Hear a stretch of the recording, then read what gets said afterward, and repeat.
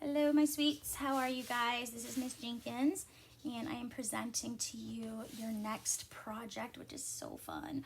So for those of you in 5th grade, you've had some experience with Zentangle, so you are veterans at this, and you're going to have an awesome time sort of creating something a little bit different, a little bit of a twist on what you've done in the past.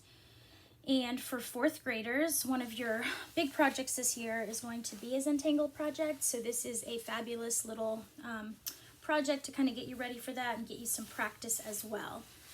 So I'm going to walk you through these steps, but let's first talk about materials. You'll need some white paper, just plain white paper. It doesn't have to be super thick. It can just be normal white paper. And I used an 8.5 by 11 or a 9 by 12 sheet of paper, so that's the standard size.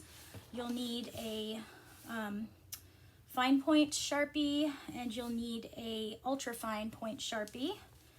And you'll need markers or color pencils, and you may or may not need a ruler. It really depends on how good you are at making straight lines without needing a ruler. So I didn't use a ruler, but please use a ruler in order to create this, okay? Because we really want that craftsmanship on this project to be excellent, because that's what makes it look so cool. Okay, so you're going to begin by taking your thicker Sharpie, and it's okay if you need to do this part in pencil, it's fine with me, and then to go over it with Sharpie. But then when you start drawing your Zentangles, I want you to go straight to your skinny Sharpie, okay?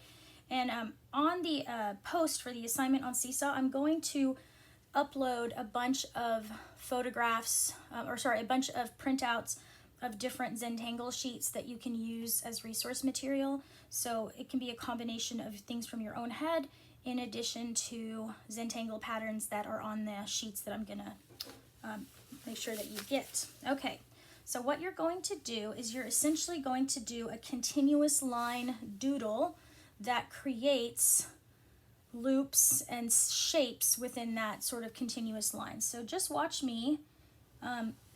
I mean, you can try to follow me if you want to, but to be honest, this is kind of one of those things where it's totally fine for all of our stuff to look different. But you see how I'm not lifting up my pencil at all? And I'm sort of doing this continuous thing and allowing myself to overlap things. Once you've done that, and it's okay to pause right now and to do this the way you want to do it before you move on.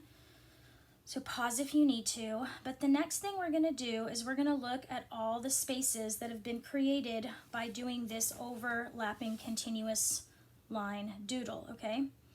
And what we're looking for here is we are looking to see where there is a shape or a shape and size that makes sense for one pattern. So this is kind of a closed area, this section right here. But then when I move over to this one, it goes all the way over here. And I don't want the same pattern all that time. So then what I'm gonna do is I'm gonna create closed sections that connect with the continuous line that we already had here, okay?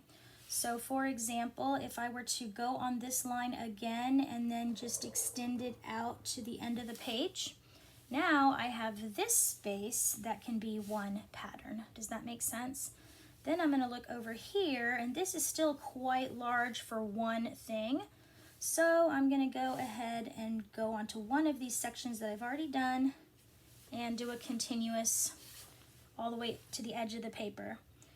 And then all the rest are smaller significantly, okay?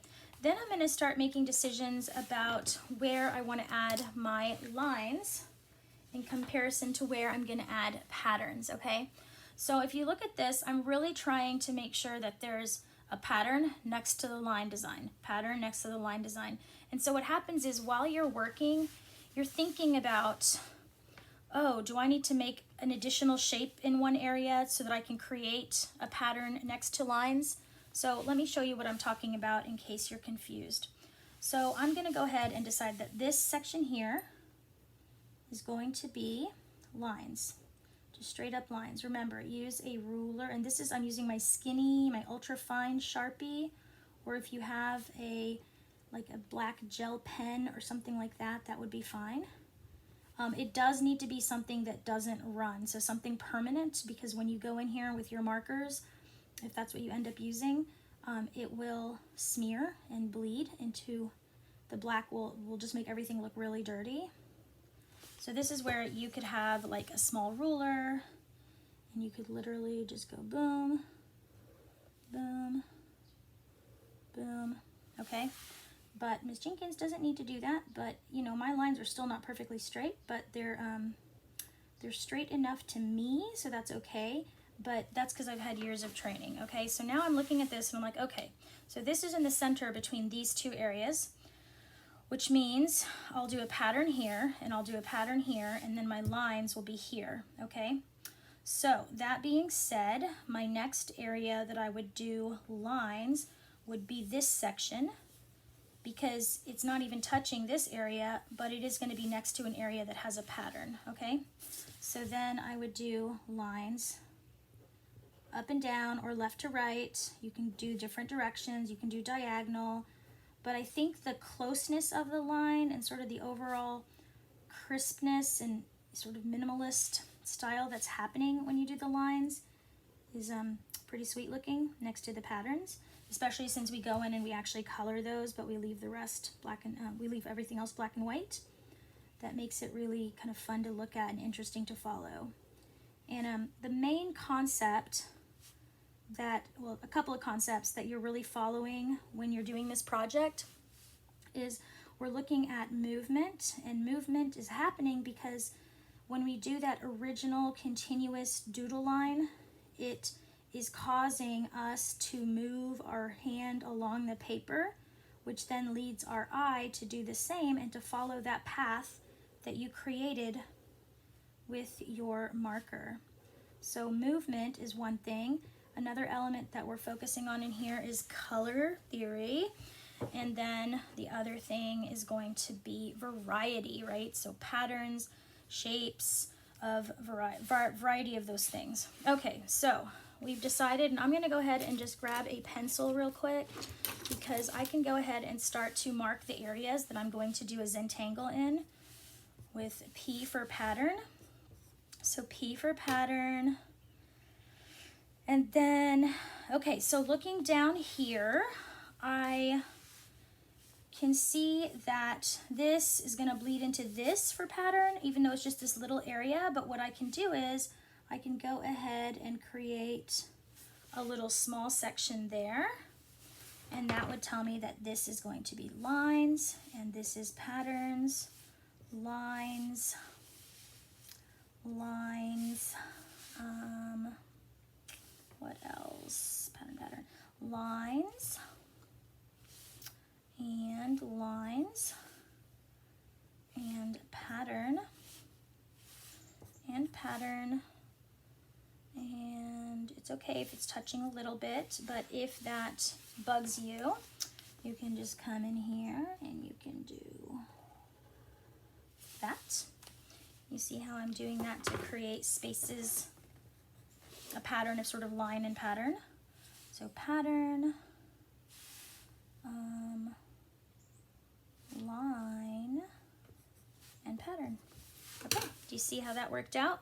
So now you know where you're going to put your lines, and then you know where you're going to put your patterns, okay? So I'm going to do a few more areas with just the lines, and again, you can move those lines in different directions, but you want to stay consistent. So if you're going horizontally, keep repeating in a horizontal fashion as much as possible, because again, that's what makes sort of the illusion and the combination of the two ideas so interesting to look at and examine. And you, my friends, are not going to go as fast as me. You might go as fast as me if you're using the ruler, but you take your time. And because this is a video, you can just pause and go back if you need to, or pause and work on something and then come back and catch up with me, okay? So there's some lines there. So then the next thing you're going to do is, once you've completed all your line sections, you can start doing different Zentangle patterns within areas. And this is completely your choice what you do. Like I said, I'm going to be putting some worksheets on your assignment that you can print out or that you can just look on the computer at. And in addition to that, guys, you can just Google or go to Pinterest and just put in Zentangle, and that's Zentangle, and there is a plethora of things that you can use to help you in your work, like to resource material. So you can see all the various examples that I've got here. I've got things that are, organic and floral, and things that include some geometric design plus organic design. I've added details within sections, so you can just make decisions. I'm going to do a couple of patterns with you, and you can do these with me if you'd like, or you can just get started and do your own, okay? So for this one here, I'm going to go ahead and do this sort of curved, almost petal-like shape, and I'm going to follow that all the way across here.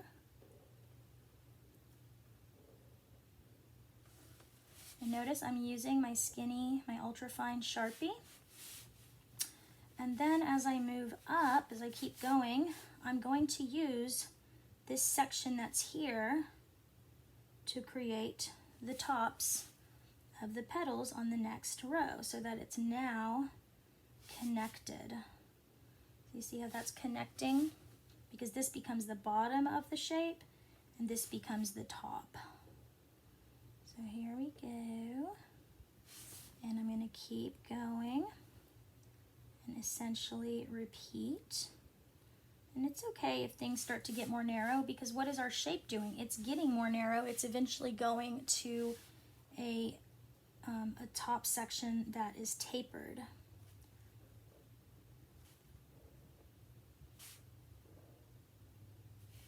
And I'm just going to keep going.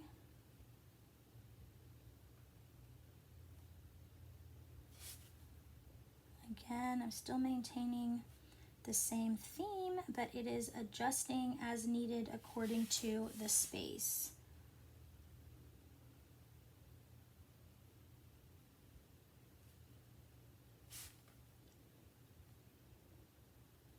And the fact that it's going from sort of bigger to smaller, it creates movement as well, which is kind of interesting.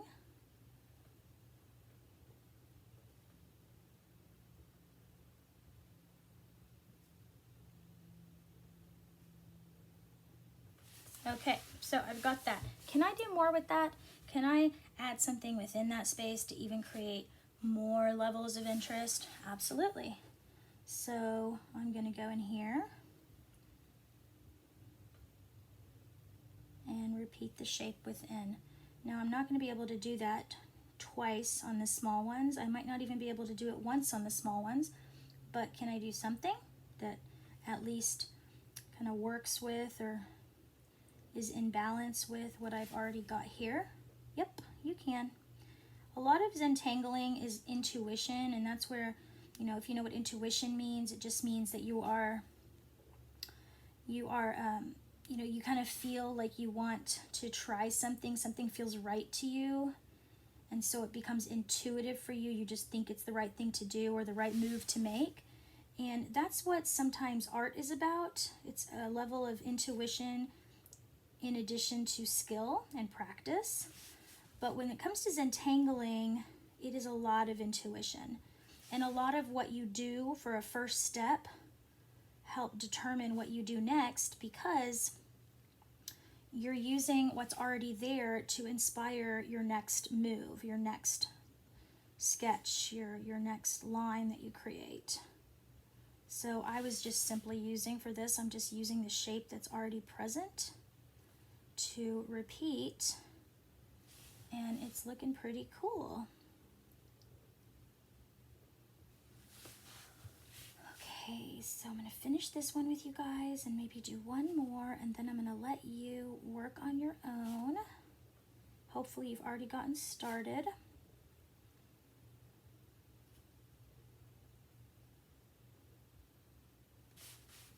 Okay.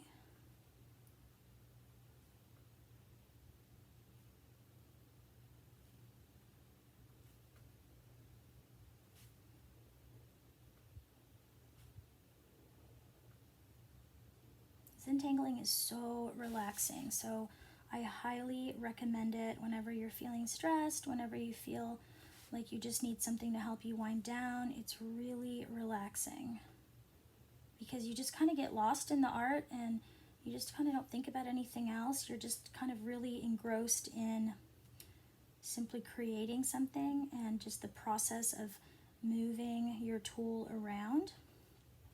So now as I get to these little tiny ones, I'm just adding maybe a line or two if it works. Okay, so there's one pattern there for you.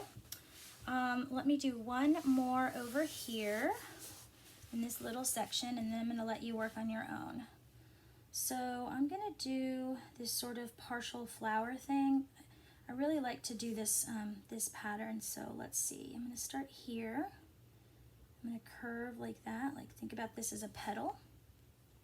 And then you follow your line and you come back and you meet it again. And you follow that line and you meet it again. And you follow that line and you meet it again. And again. And one more time. And I like to do, you know, little details within the petal-like things. And then I like to do this where I sort of enclose it all, and then I can start again with a new one. So, and I can go this way this time. So I follow this line and I follow it back in, go out, bring it back in, go out, bring it back in, go out, bring it back in. You guys hear that train? I live by train tracks, so every once in a while the train comes by and I've gotten used to it, but I wonder what it sounds like to others in the background. All right, so let's see, I'm gonna do one more over here. Okay, down, follow it out, follow it out, follow it out, and repeat around it. Add my little detail within, and I am done with that space there. So when you're done, you'll have, let's say most of it, I only have 3 sections that I've left white, and I did that on purpose because I think your eyes sometimes need resting space, so it's important for you to have spaces that are open and clean so that then you can easily examine other sections nearby.